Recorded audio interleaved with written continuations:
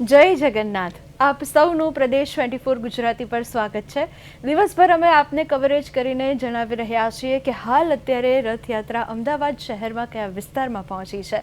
અને હાલ અત્યારે સ્ટુડિયો પર મારી સાથે ઉપસ્થિત છે ભગીરથભાઈ. ભગીરથભાઈ લોક સાહિત્યકાર છે. સ્વાગત છે આપનું ભગીરથભાઈ. અને સાથે જ મારી સાથે રમેશભાઈ છે, તેઓ જ્યોતિષ શાસ્ત્રી છે, તેમનું પણ સ્વાગત છે. જય જગન્નાથ. જય જગન્નાથ. આજના આ પવિત્ર દિવસે જન્માક્ષરનું શું મહત્વ છે અને આજના દિવસે એક જ્યોતિષ આચાર્ય તરીકે આજનો આ દિવસને તમે શું કહેશો?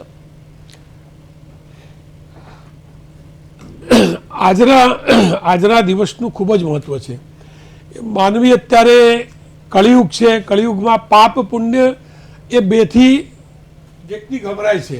જ્યારે આ પરિસ્થિતિમાં એમ કહેવાય છે કે જ્યારે ભગવાન જગન્નાથ કે એ પુરીમાં સાક્ષાત એમનું હૃદય અત્યારે ધબકી રહ્યું છે.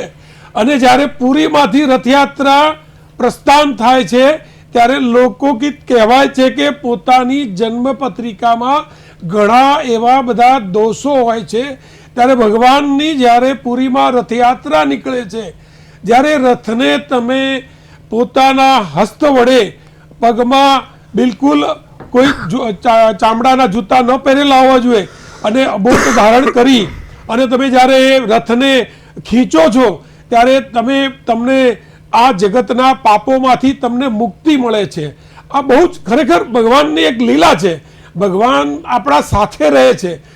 એમ કહેવાય છે કે પુરી એ સાક્ષાત અત્યારે જીવતું જાગતું ભગવાનનું સ્થળ છે, જ્યાં દર્શન કરવાથી તમારા તમામ પાપોનો ઉદ્ધાર થાય છે અને તમે પુણ્યશાળી આત્મા બનો છો. પાપ તો અનાયાસે માણસથી થઈ જાય છે, પણ છતાં જ્યારે એને ખ્યાલ આવે છે કે મેં પાપ કર્યા છે, તો પાપનો પશ્ચાતાપ રૂપે જ્યારે ભગવાનનો રથ ખેંચે છે ત્યારે એને મોક્ષના દ્વાર પ્રાપ્ત થાય છે અને પુણ્યશાળી આત્મા બને છે. તો જ્યોતિષમાં એમ કહેવાય છે કે જેનો શનિ ખરાબ હોય, જેનો રાહુ ખરાબ હોય, તો એવા જાતકો જો આ પરિસ્થિતિમાં ભગવાન પુરીનું મહત્વ ખૂબ છે. જગન્નાથપુરીમાં કેમ કે ત્યાં બ્રહ્મ હૃદય કમળ છે ભગવાનનું, જે આજે પણ ધબકે છે. અને એના પાછળ ઇતિહાસ છે આખો.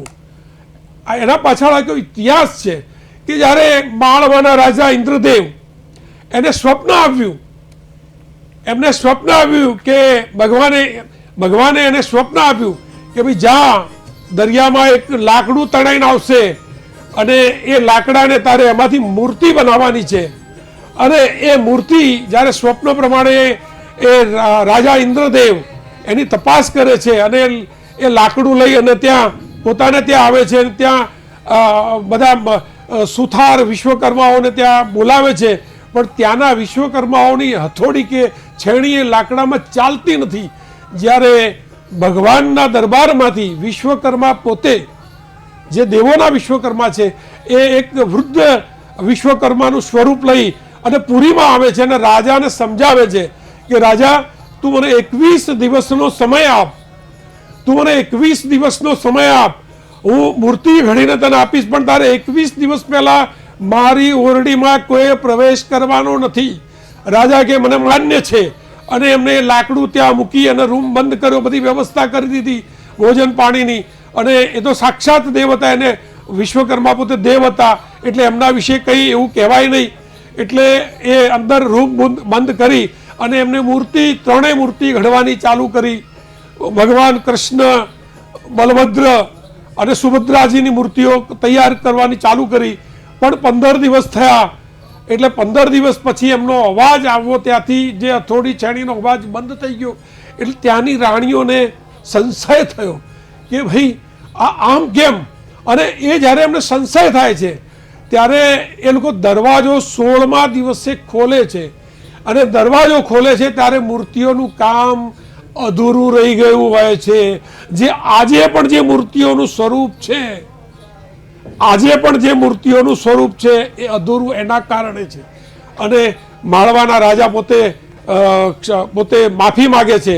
પણ જ્યારે એમાં ભગવાન કૃષ્ણ પરમાત્મા, જેને જગતના નાથ કહીએ છીએ, એ જગન્નાથનું હૃદય ભગવાન કૃષ્ણએ એમાં એમની મૂર્તિમાં અર્પણ કર્યું અને બ્રહ્મ હૃદય જેને કહેવાય છે, હૃદય કમળ, એ આજે પણ એનો પ્રયોગ કરવા માટે ઘણા બધા માણસો આ પ્રયત્ન કર્યો એમને એ કરવા માટે, પણ એમાં એને કોઈને પરિણામ ન મળ્યું. એટલી બધી તાકાત છે કે એને ત્યાંના પૂજારીઓએ પણ જે પ્રયત્ન કરેલો હતો એમાં પૂજારીઓ આંધળા થઈ ગયેલા છે. તો આ બધી વસ્તુઓ આ કળિયુગની અંદર સત્ય બનેલી છે. આજે પણ જે હયાત છે એમ કહેવાય છે કે એ જે એટલા માટે જ એ રથનું જ્યોતિષની દૃષ્ટિએ ખૂબ જ રથનું મહત્વ છે કે તમારા જન્મ કુંડળીમાં જ્યારે શનિ અને રાહુ ખરાબ પરિસ્થિતિમાં હોય ત્યારે તમે આ રથ જો તમારા દ્વારા ખીંચવામાં આવે પણ તમારે એના માટે પૂરી જવું પડે. આપણે જે 3 રથયાત્રાઓ છે મેઇન, જે એક તો બંગાળની અંદર નીકળે છે, બીજી પહેલા નંબરની રથયાત્રા પુરીની છે, બીજા નંબરની આપણી અમદાવાદની જગન્નાથની રથયાત્રા છે, પણ જે ચમત્કારિક રથયાત્રા છે પુરીની છે. ત્યાં જે જ્યોતિષનું પરિણામ મળે છે ત્યાં મળે છે. જે આપણી અહીંયાની જે રથયાત્રા 1878માં શરૂ થઈ અને જે નરસિંહદાસ મહારાજે ચાલુ કરી, અને એ જે રથયાત્રા એ વખતે જ્યારે મોસાળું કરવાનું હતું ત્યારે નરસિંહદાસ મહારાજને સામે સાળંગપુરમાં જમદાદાસજી મહારાજે બધી જવાબદારી લઈ લીધી અને આજે પણ ત્યાં મોસાળું ભરાય છે. આ ભગવાનનો સાક્ષાત કળિયુગમાં ચમત્કાર નહીં તો બીજું શું કહેવાય. ભગવાન સાક્ષાત છે એ વાતથી આપણે દૂર નથી. ભગવાન પરમાત્મા જગતમાં હયાત છે, પણ એમાં શ્રદ્ધા રાખવી પડે. શ્રદ્ધા હશે તો જ તમને પરિણામ મળશે. શ્રદ્ધાથી કામ કરો અને ભગવાનને દિલથી માનો તો તમારા દરેક પ્રશ્નોનો અવશ્ય સમાધાન નિકાલ થશે અને તમને એનો જવાબ મળશે. ચોક્કસ રમેશભાઈ. ભગીરથસિંહ, આપને પૂછવા માંગીશ કે આપ લોક સાહિત્યકાર છો, આજના દિવસને લઈને કયા પ્રસંગની વાત અમારી સાથે શેર કરશો? જગન્નાથજી મહારાજની 149મી રથયાત્રા જ્યારે અમદાવાદની ધરતીને પાવન બનાવતી અમદાવાદના માર્ગો ઉપરથી નીકળે છે. બેન, આપણે ત્યાં બહુ વર્ષો પહેલાં રાજાશાહીમાં એક એવી વાત હતી, એક એવી કહેવતો હતી અને એક આખી એક પરંપરા હતી કે રાજા છે ને એ પોતાની પ્રજાની સુખાકારી જોવા માટે થઈ અને નગરચર્યાએ નીકળતા. અમુક સમય થાય એટલે રાજા નીકળતા અને એ જોતા કે મારી પ્રજા સુખી છે કે દુઃખી છે. એમ અમે સાહિત્યકારો તો કાયમ એમ કહીએ છીએ કે અમદાવાદની ધરતીમાં અમદાવાદની પ્રજાની સુખાકારી જોવા માટે થઈ અને ભગવાન જગન્નાથજી એ આખાય જગતનો નાથ છે.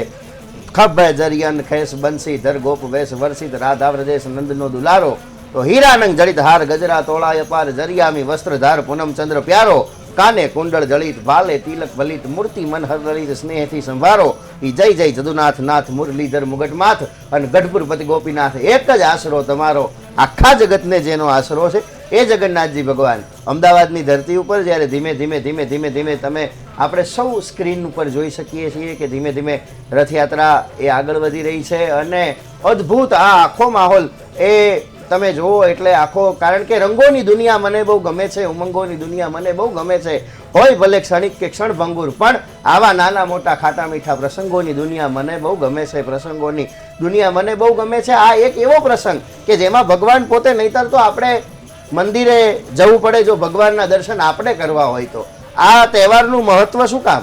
આપણે ત્યાં હવે આજથી સળંગ તહેવારો શરૂ રહેશે, પણ આપણે ત્યાં આ તહેવારનું મહત્વ શું કામ કે દુનિયાના દરેક તહેવારમાં મારે ને તમારે ભગવાનના દર્શન કરવા માટે મંદિર સુધી જવું પડે, પણ આ એક જ રથયાત્રાનો દિવસ, અષાઢી બીજનો દિવસ એવો છે, રથયાત્રાનો દિવસ એવો છે કે જેમાં ભગવાન પોતે રથ ઉપર બિરાજમાન થઈ અને એની પ્રજાને દર્શન આપવા માટે થઈ અને નીકળે છે. અને એટલે આજે બધાય એ રાજી હોય, કારણ કે ખીલીને ખોખારા દિયા પરસુ મેં પતરી, સજણ તું તો ઘણ જોગ પણ સાંજી સંપત અતરી, ખીલીને ખોખારા દિયા પરસુ મેં પતરી. અષાઢી બીજ, અષાઢ મહિનો ધરતી ઉપર એમ કહેવાય છે કે મહેમાન થાય, જેઠ આખોય કોરો જાય એનો ખંડમાં ખટકો નહીં. બેન, આપણા દરેક તહેવાર છે ને એ ક્યાંક ને ક્યાંક વિજ્ઞાન સાથે જોડાયેલા છે, ક્યાંક ને ક્યાંક એ આપણે ત્યાં આપણો દેશ, આપણું ગુજરાતી ખેતી પ્રધાન રાજ્ય છે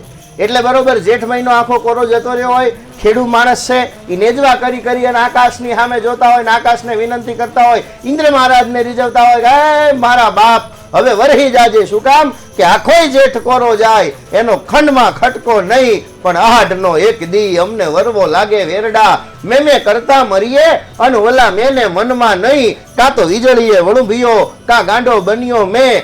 હાંભળી લે વણ હગે વણ હાગવે અને વણ નાતી લે ને અમે માવતર વીણના જીવીશું, પણ એક તું વીણ મરી જાહું મેં. અમારી વાવણી છે ને એની માથે મારા બાપ આમ જો વરસી જાજે.